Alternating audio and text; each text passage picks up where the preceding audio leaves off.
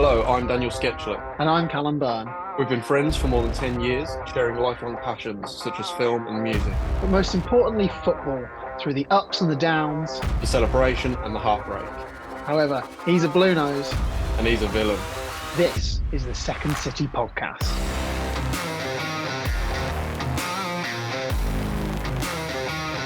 Hello, Callum. How are you, mate? Not too bad, Dan. How are you? How are you? Welcome back to the Second City podcast.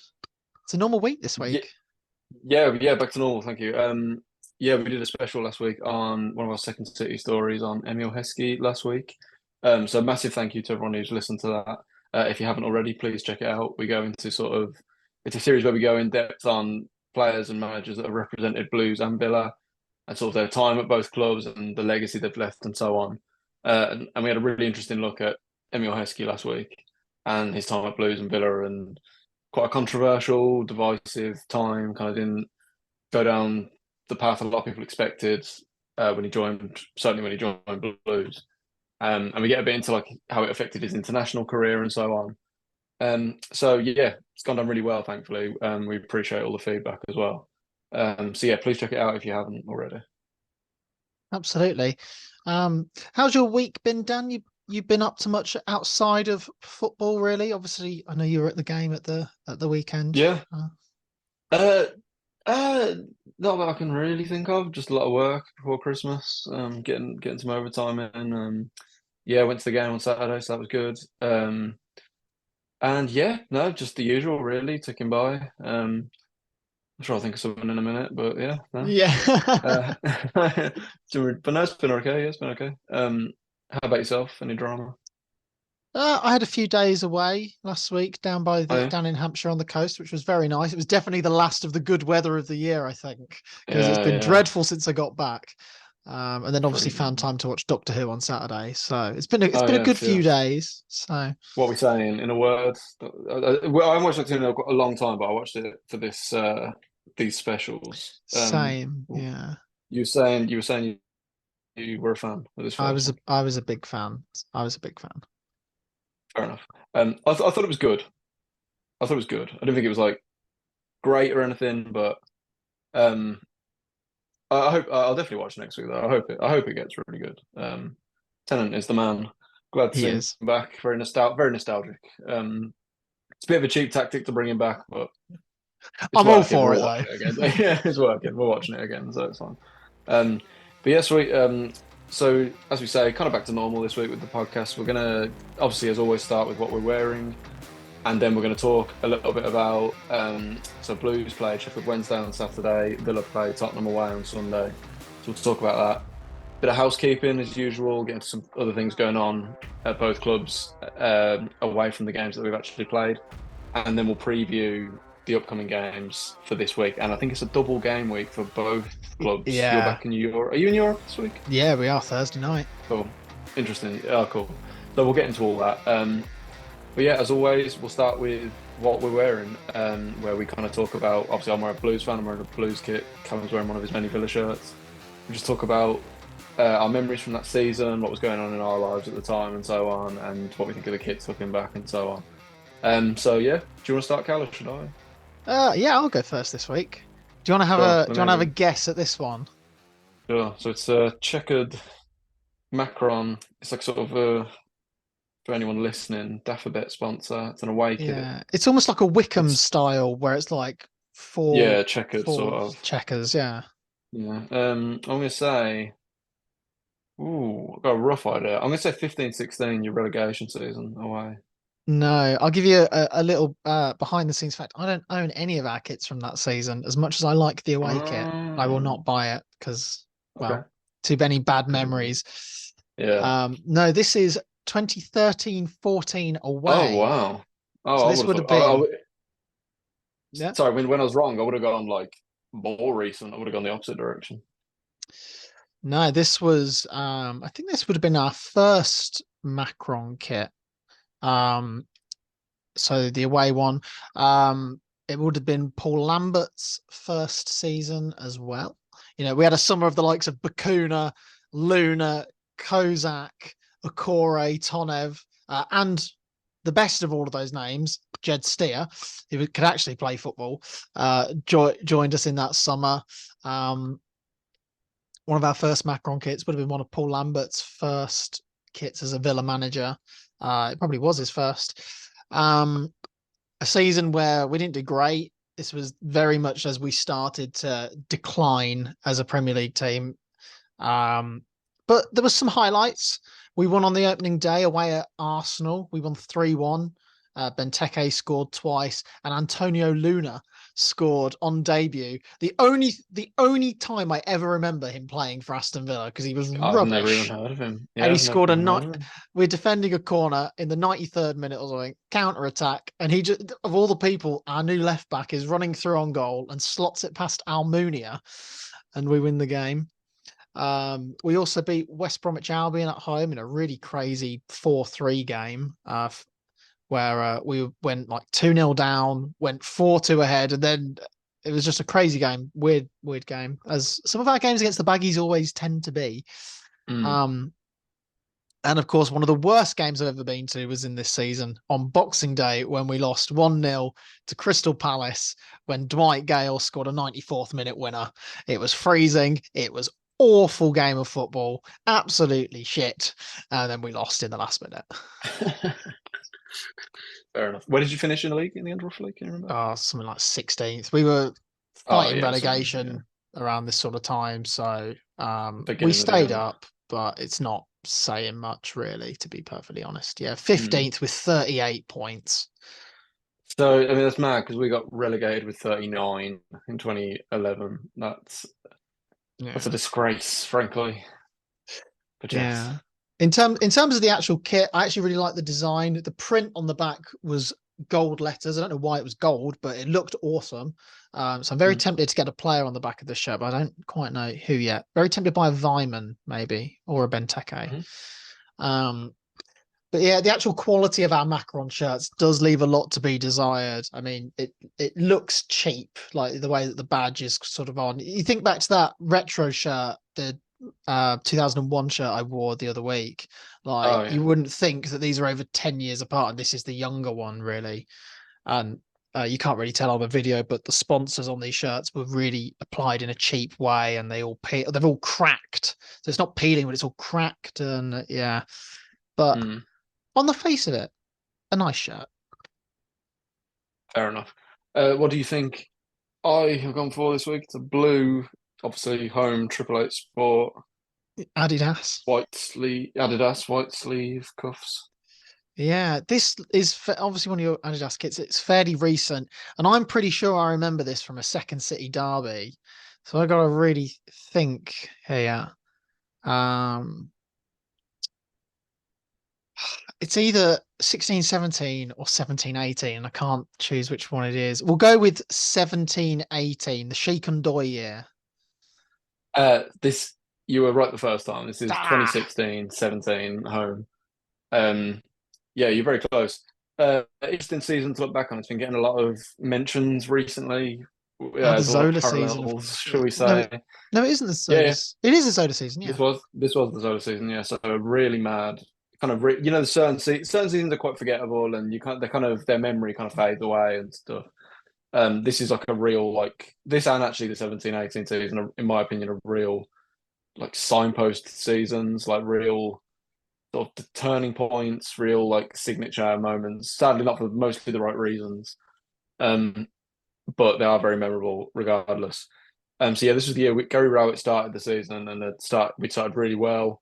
There was a lot of optimism. We were kind of pushing for a playoff spot, and then we sacked him in.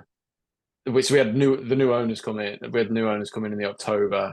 They swiftly got rid of Rowett when we were like sixth or seventh.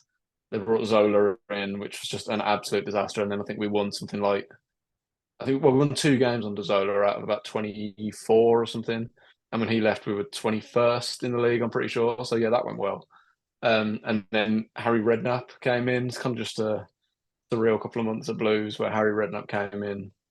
His first game was away at Villa, actually.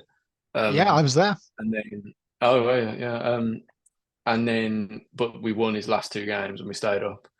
So it's kind of the whole Redknapp thing. Obviously, in the end, he became the permanent manager, and it didn't really work out. But I think people forget that it was good for them few games where he kept us up and so on. So yeah, a really weird season where like we had a really tight knit group of players, and like Shea Adams came in, Jukovic came in. This was the first kit Jukovic wore, um, and like we were building towards something. And then when the new owners and Zola came in, we went and signed like a load of players that we just a lot of them didn't stick around. A lot of them left within about a year, like Kerim Frey, Chet Keita, who kind of just That name he rings was a bell. around for like yeah, he was around for years, but played like about 10 games for us. I saw him once when I worked in Sainsbury's, and he was shopping in there, and he was kind of rude from what I remember. Or his mate was quite rude. I think that's what I remember. That's all. Honestly, he had more appearances at Sainsbury's than he did for Blues. Yeah, who else? Yeah, just loads. Who's the right back? Emilio and Sue. Like it was just a disaster. They tried to change the whole playing philosophy like mid-season to sort of, you know, sort of fluid tiki-taka style, and it's just a complete disaster when you've like good players but not good for that style. Like we had like David Davis and like Stephen Gleeson and Michael Kifton-Beld in midfield. It wasn't their game at all. Um, but we just about stayed up, and for that I'm glad. And at the ending, we beat Bristol City away 1-0 on the last day to stay up. So that was really great. Beat Wolves away 2-1. That was pretty great. That's one of the We should few have beat you games at I home. remember. Yeah, we drew you at home 1-1. It was David Davis scored. Gary Gardner scored for Villa, Gary obviously. Gardner ran the length of the pitch to celebrate with the Villa Yeah, fans. yeah, interesting. And we should have won that game. We were a load of good chances at the end. I'd definitely argue that was one we were the better team. Um, Yeah.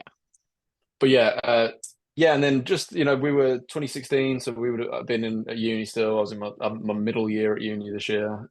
Just great time, great year. So on a personal level, it was a good time. Did a lot of trips and stuff that year. Made a couple of films. Um, so yeah, quite a fun time. Even though the football was kind of bad, it's quite a trend actually with the sort of uni era kids. The kids are really nice. Really like the kids. Blues were pretty bad, but I have like fond memories and associate them with kind of good times and stuff. And the kit is wicked. It's like it was an all blue, like obviously sometimes we have like the white shorts, but this was like an all blue kit from head to toe. Triple blue. And I think yeah, and I think Adidas are our best kit manufacturer in our lifetime for sure. Um, so yeah, 16, 17 home is this kit.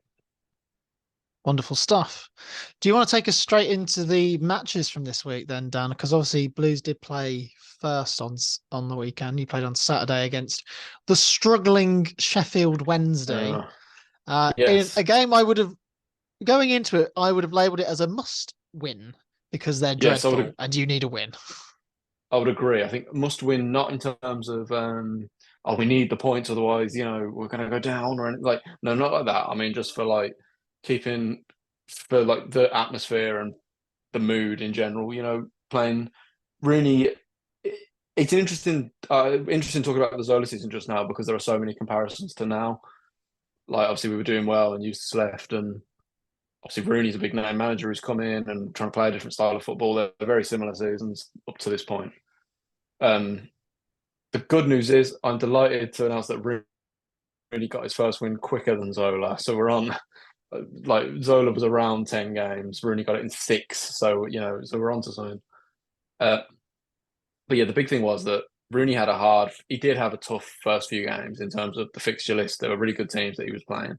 Sheffield Wednesday are not good. Their owner is absolutely mental. He's been Nut what did job. he was asking the fans for money recently to like keep the club Well, they've going been and they've been like protesting the ownership, haven't they? And so he said, "I'm not going to put any more yeah money into the club. If you want stuff happening, you've got to pay out your pocket." Like when but their ticket prices are like the most expensive in the league as well. yeah, it's crazy and a shame for a club like Sheffield Wednesday who are like a big club and And they obviously had that so dramatic promotion last year as well. yeah, that unreal promotion. So it's a shame in a way to see that all fizzle away. But they've only won one game all season up to this point. So um, obviously for us to go 1-0 down against them then just for half time, there was a real just lack of energy in the stadium, I would say. Sheffield Wednesday, by the way, travelled really well, made a great noise all game, but you could just tell with Blues, just people just frustrated by it all at the minute. People I think are struggling to get a bit excited about it all, and this long-term project with Rooney, hopefully long-term project, obviously. Um, and Rooney went back to it seemed like more of a 4-2-3-1, and I've been saying I feel like sometimes we just don't play our best players, and I find that quite strange because it's all about trying to work it into a system and so on. And in my opinion, we need to just get. I was saying on here the other week, we need to just get through this rough patch at the minute. Just play your best players, get it working. And for the most part, he did do that. Like I think Dembele was back in, Miyoshi started, Jay Stansfield started, Christian Bielik was back in, Led and Buchanan were both back fit and firing. So that was really good. So our team is looking, in my opinion, on paper a lot better now, and so that is a positive. But we were really poor first half. Really didn't get going at all. Sheffield Wednesday should have scored before they did. They had a really good chance from a ball came in from the left, and the strikers just it's kind of just hit off him as he's gone into the box. He sort of met it on the 6 yard box, and it's kind of hit him almost like near his chest, almost, or like he's not dived to head it, and he's not got a leg up to get make clean contact on it.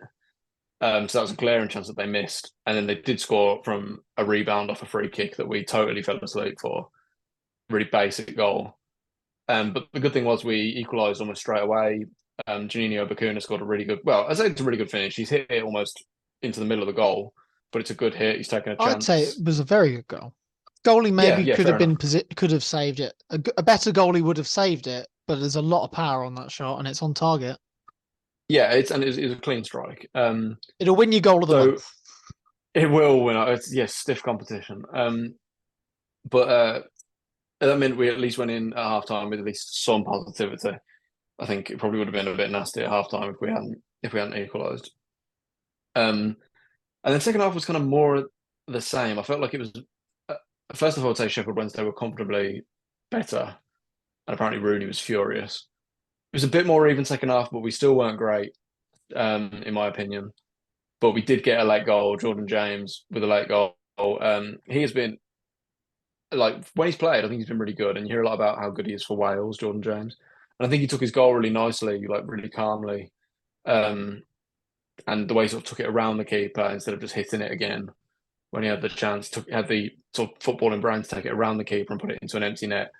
I'm not normally a fan of doing that, but in this scenario, it made perfect sense. It made, it was a real intelligent decision from a footballer. So an 81st minute winner. So we've won. That's all that matters. We've won. It wasn't convincing. It wasn't pretty, but at this point, it's just about getting 3 points on the board. And I think now is where we'll see what happens next. I think is really important. Do we kick on from here and build on it, or do we just was this just a one-off?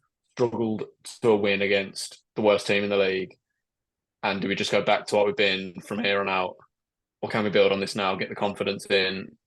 Obviously, I hope that's the case.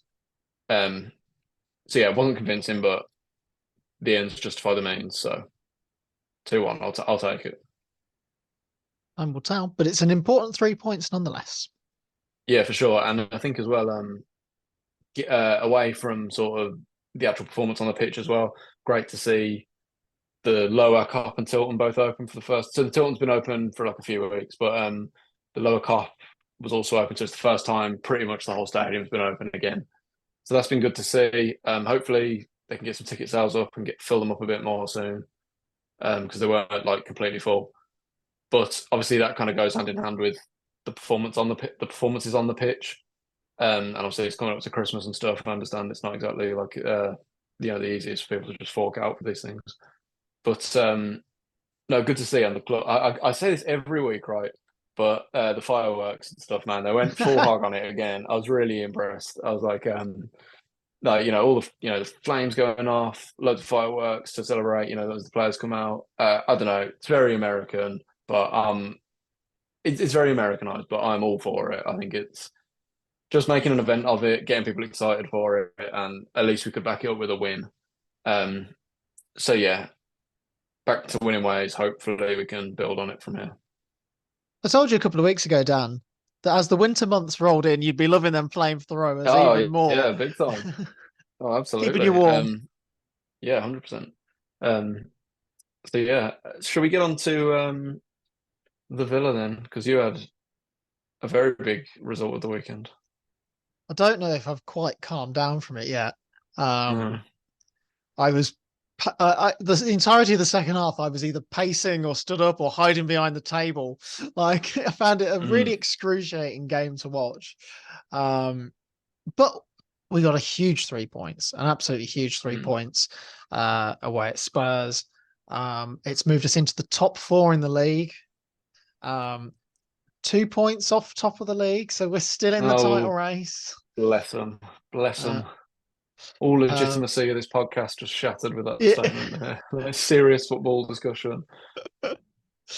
Look, Leicester did it, so why can't we?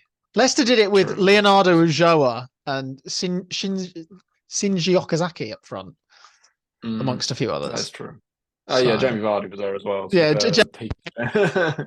and Golo Kante were there, but you know, Yeah, true. um, but no, absolutely huge, and you know, obviously Tottenham were not full strength by any stretch of the imagination, as Sky Sports love to point out at every given opportunity with lists of injuries and suspensions.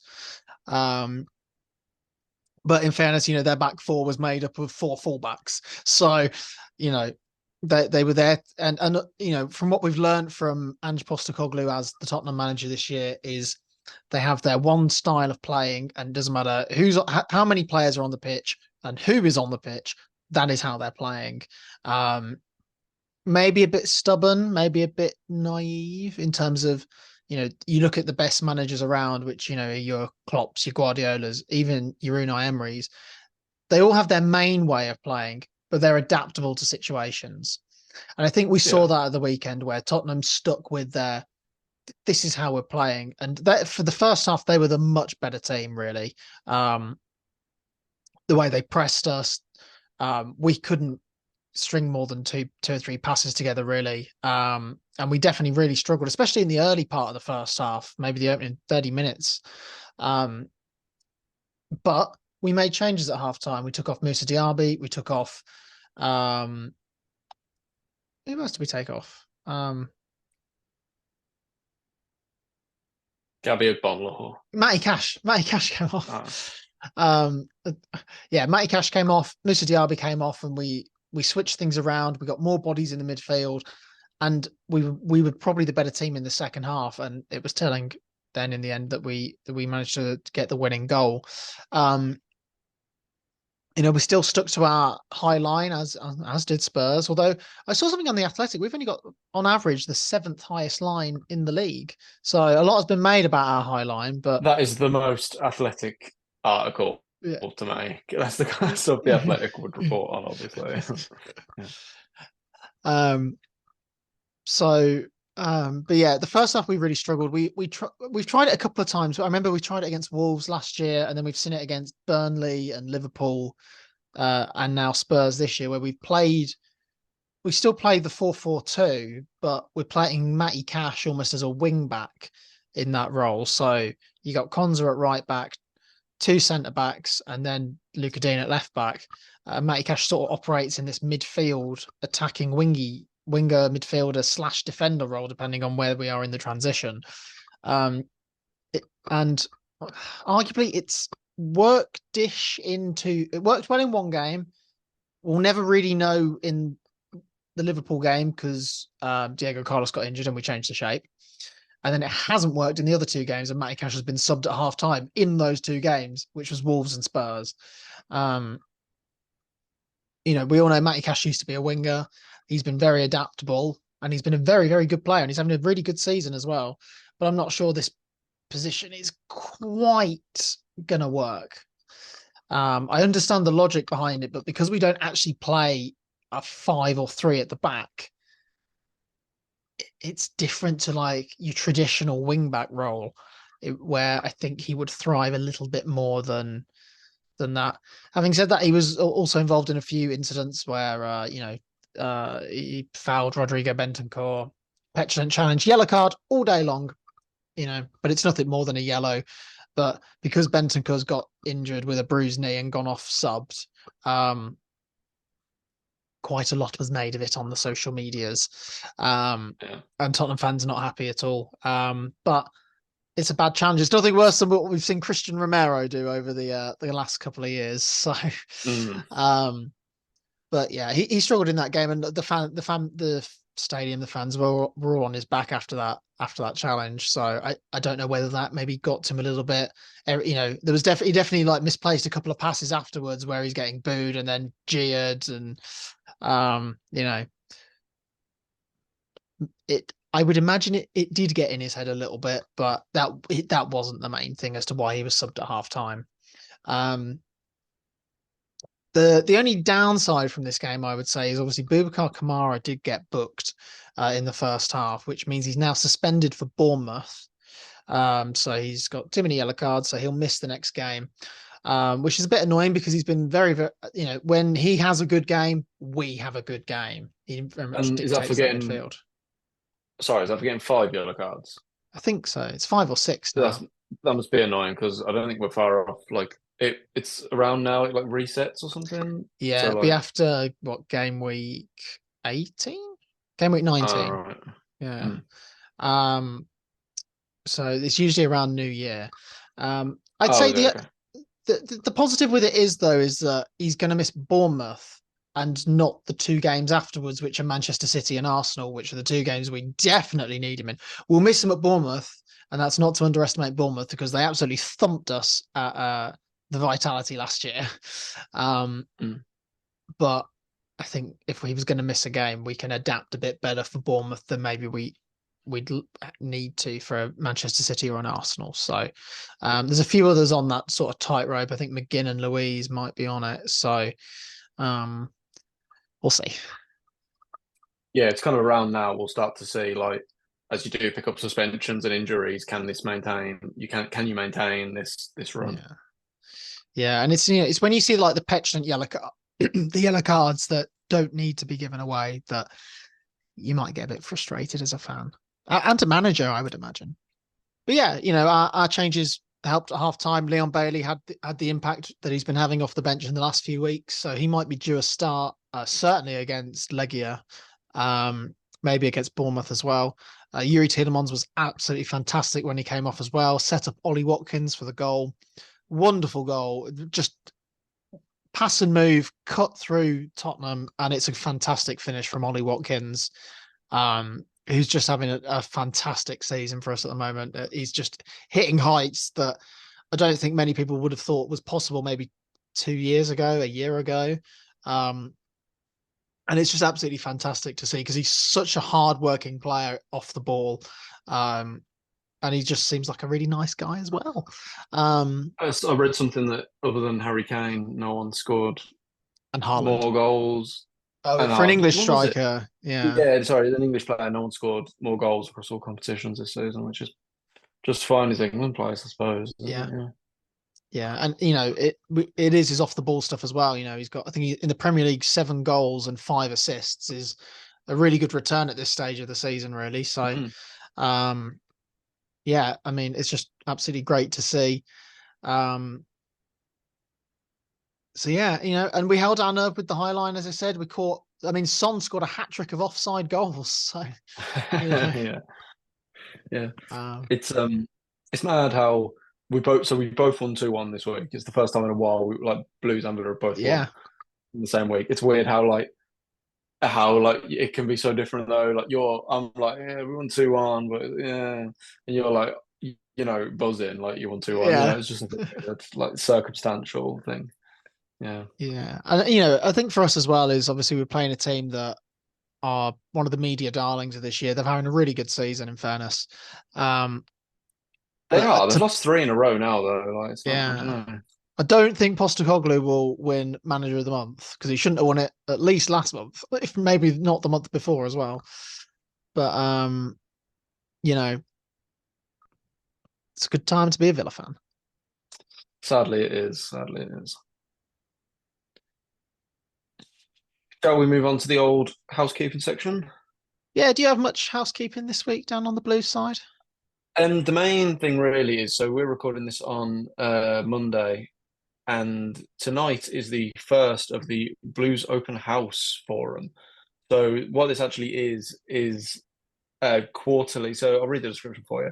Blues Open House is a quarterly open evening for supporters who are committed to blues and whose work helps shape the views of blue noses across the globe.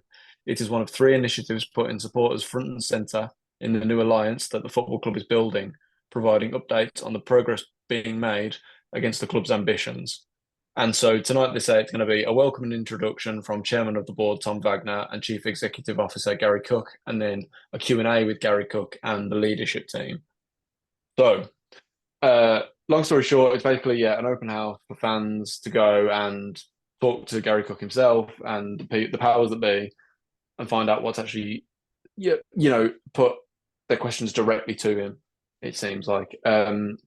So it'll be interesting to see what comes out of it. They're streaming it live on Blues TV, so I don't think it will necessarily be it's not necessarily like a closed shop, like just, only for 100 or so people. It's good that people can watch it and see what is actually being said, and it's good that the owners are happy for what they're saying to go out to all the fans. I think that's good to see, and I think it's probably a good time to be doing it as well, to do the first one.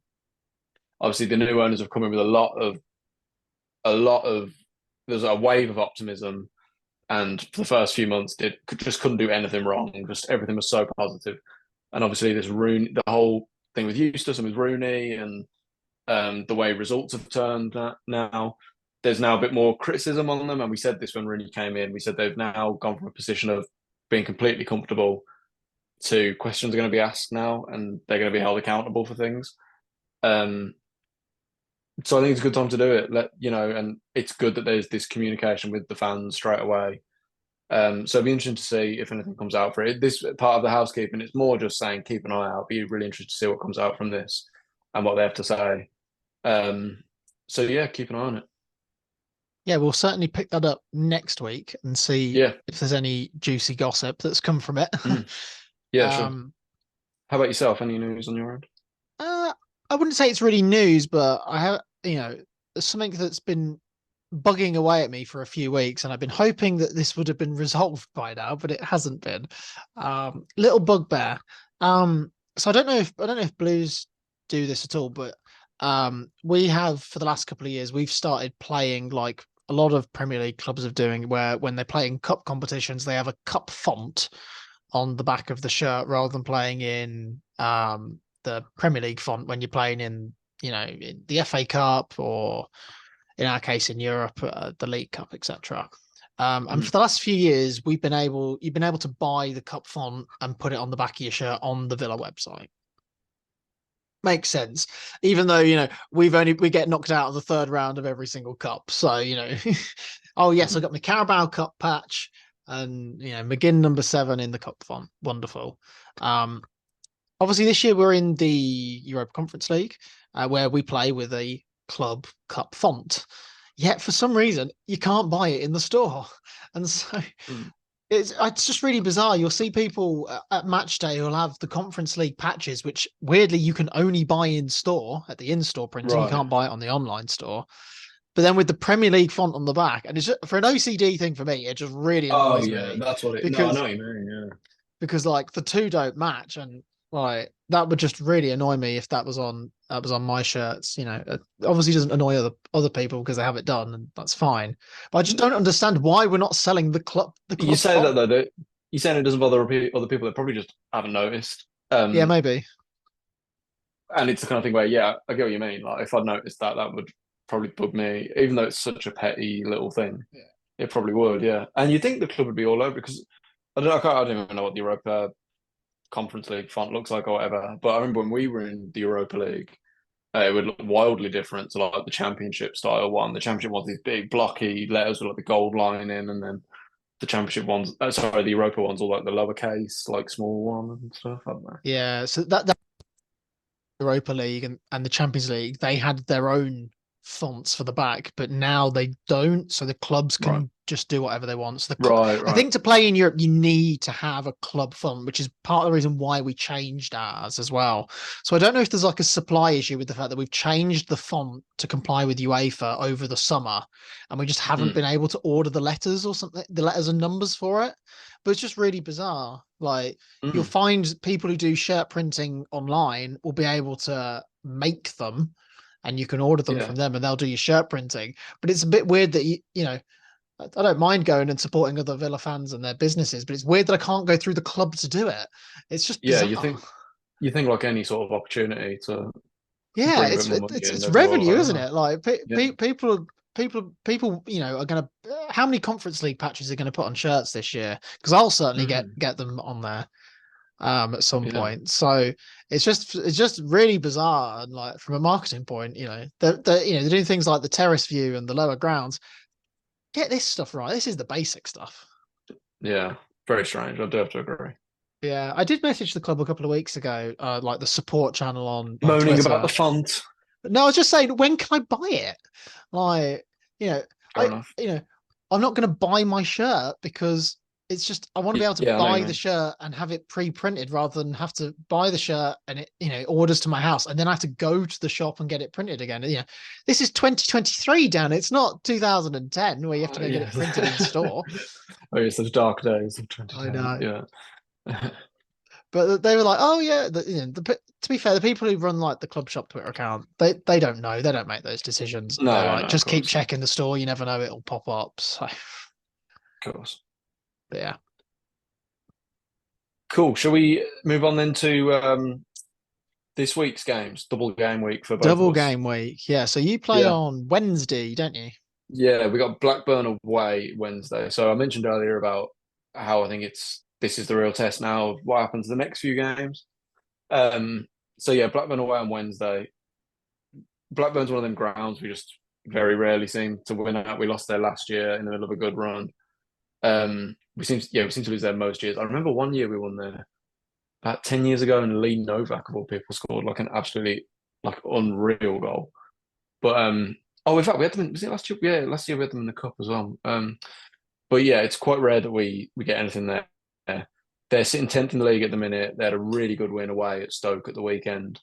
But Only it's three weird that points we're off only the like, playoffs as well. yeah, and we're only 3 points behind them. So it shows as much of a what it feels like a downturn in form for us these last few weeks. The league is still so compressed. But I think it's gonna be really tough. Blackburn's just one of them bogey grounds for us. A draw, I think, would be really good and would be just a bit of momentum. Then going into our next game at the weekend, which is a really big one. And I hope Rooney just keeps playing our strongest team. Keep Dembele, keep Miyoshi, keep Stansfield, keep Bielik. I would not be at all against Jordan James getting a start though. I think he's probably deserving of one. Personally, I would put Bakuna further up the pitch again. I'd probably drop Burke. I know Rooney seems to like Burke, but I would put Bakuna further up in a three somewhere with Dembele, Miyoshi, and himself, and then I'd have James and Bielik deeper as the two. That's what I would maybe look to do. But yeah, that's on Wednesday night, so it's on the red button and on Blues TV if anyone wants to watch it. Draw your aways, win your homes. Yeah, bang on, exactly. But you're back in Europe on Thursday. Yes, so we got Legia, as I think we mentioned earlier, Legia Warsaw in a big game, but maybe not as big as it could have been a couple of weeks ago. I think it's fair to say. Mhm. For both clubs, a draw for both clubs is enough to completely guarantee progress to the next round.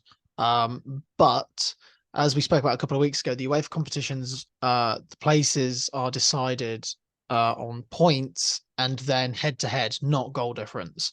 So obviously we lost to Legia in our first match. So we only lost by the one goal. So we need to win by a 2-goal margin to basically guarantee topping the group. If we win and win by 2 goals, we will qualify and top the group.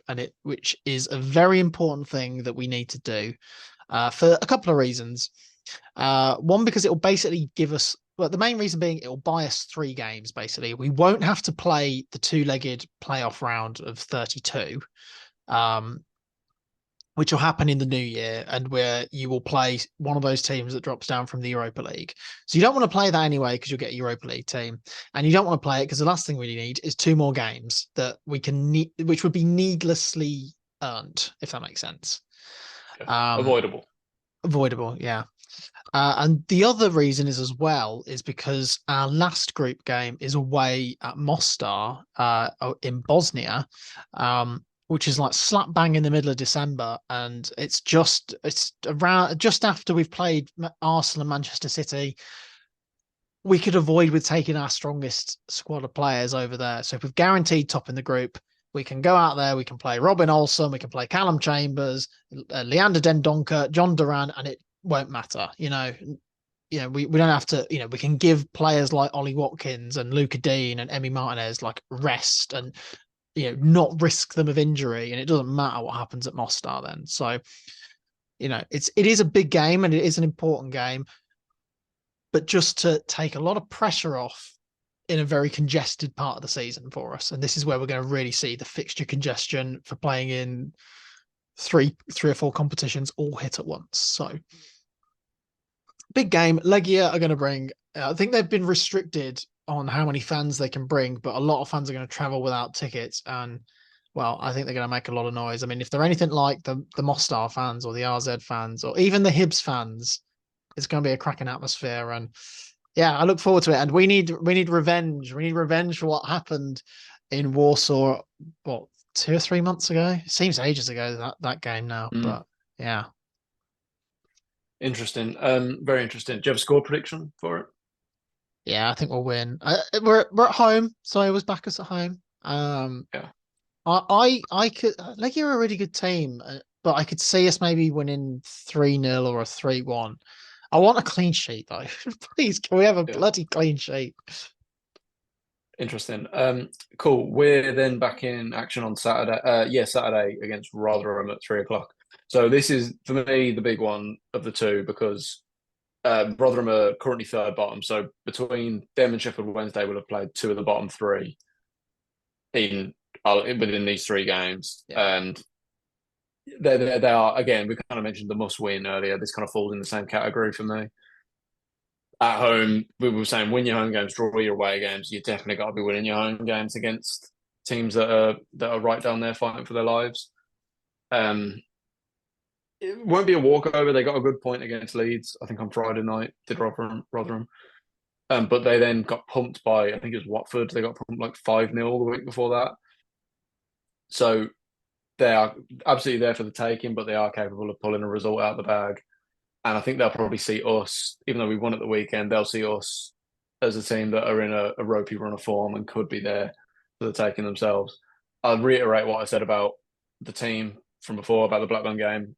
Obviously, we haven't played the Blackburn game yet, so we haven't got that context. I suppose one good thing with Ollie Burke is his physicality.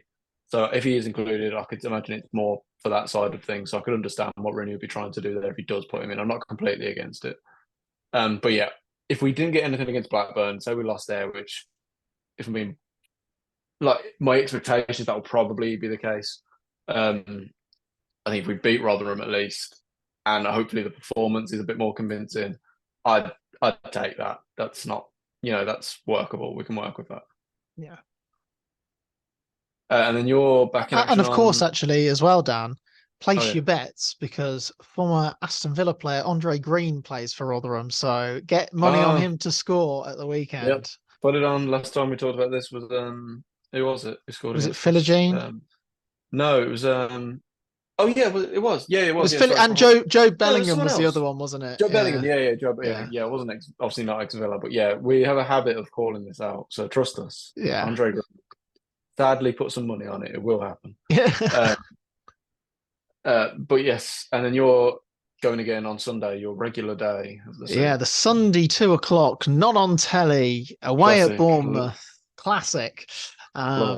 Yeah. I mean, to be honest, the 2:00 game is that Sky are showing is like Palace West Ham, and you've got Chelsea Brighton on at the same time as well. They do this some weeks. I swear they just pick it out of a hat. Wolves Fulham's on telly tonight. Like, I can't wait to watch that. It might be good actually, to be fair, but it might be. But they're two teams that can't score. So, but yeah, Bournemouth away. Obviously, we did get pumped there last year, 2-0 on the opening day of the season with Steven Gerrard in charge.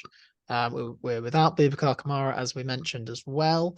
We'll have to see. I think, obviously our away form hasn't been great this year, but we're just coming off the back of a very good away result, and we did.